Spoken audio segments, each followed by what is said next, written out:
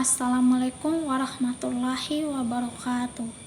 Perkenalkan, nama saya Bunga Citra Lestari dengan NIM 90500123128. Di video kali ini saya akan menjelaskan tentang materi instrumen dan komponen kebijakan fiskal Islami. Instrumen kebijakan fiskal konvensional.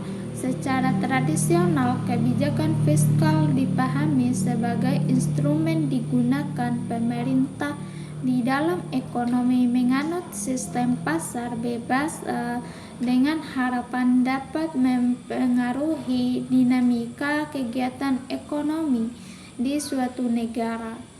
Kebijakan fiskal merujuk pada strategi ekonomi yang bertujuan untuk memperbaiki situasi ekonomi dengan mengubah jumlah penerimaan dan pengeluaran pemerintah.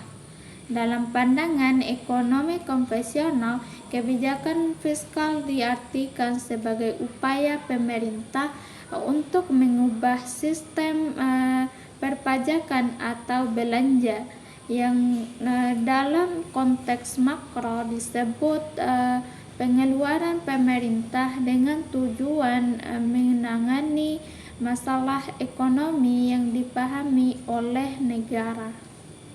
Adapun kebijakan fiskal berfungsi sebagai alat pemerintah untuk menstabilkan ekonomi makro yang berkaitan dengan yang pertama, inflasi, yang kedua, penciptaan lapangan kerja, yang ketiga, perbaikan negara pembayaran, yang keempat, pemeliharaan keseimbangan neraca pembayaran, yang terakhir, pengurangan kemiskinan dan pertumbuhan ekonomi.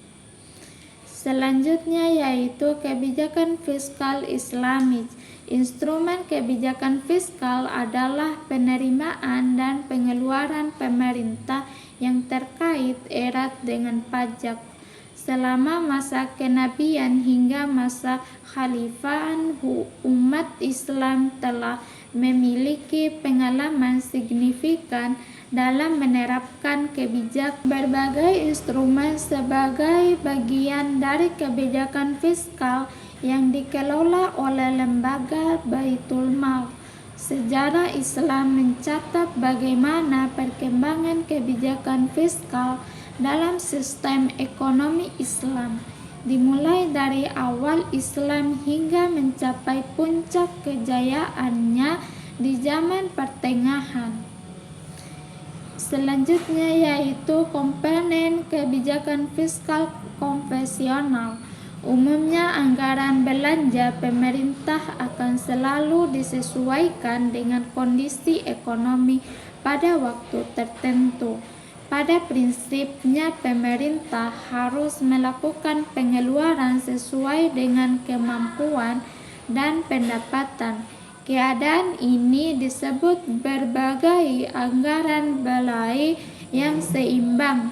Namun, jika kondisi ekonomi sedang baik, peluang kerja memenuhi dan inflasi terkendali, pemerintah bisa menghemat pengeluaran sehingga dapat menyisihkan pendapatannya. Ini disebut anggaran belanja surplus.